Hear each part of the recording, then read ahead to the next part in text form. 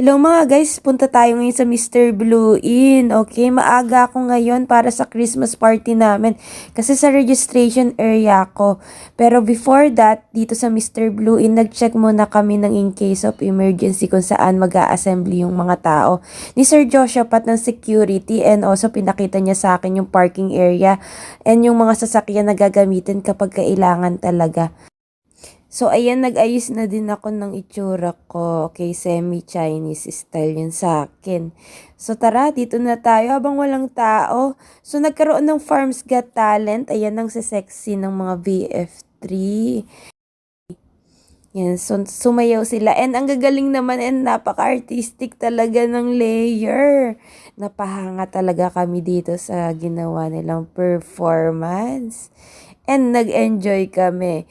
Then also sila Sir Doms ng VF2. So, sobrang ganda ng boses nila. Alam nyo ba, noong Farms Fun Day, kami nagpapalitan sa karaoke. Nag-enjoy talaga akong kasama silang lahat. And also, ayan, nagsisayawan din at hindi papahuli ang BF1. Okay, ang gaganda at ang cute din nila. So, ayan o, hindi sila papahuli talaga. So, ito yung nucleus. Tingnan ninyo, ang galing-galing nilang gumiling. Hindi din sila papahuli, guys. So, ayan, no. Sila.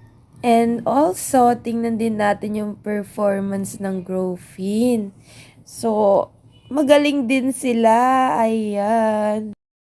Farms Got Talent. Lahat sila okay sa pagsayaw. Ayan.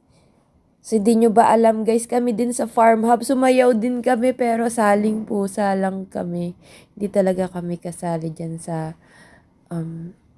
dance contest. Pero wala kasing nag-video kaya hindi makikita kung paano ako sumayaw. Overall guys, nag-enjoy kaming lahat kasi ang dami kong napanaluhan. Super saya kasi ngayon lang uli nagkasama-sama yung mga farm operation sa Christmas party.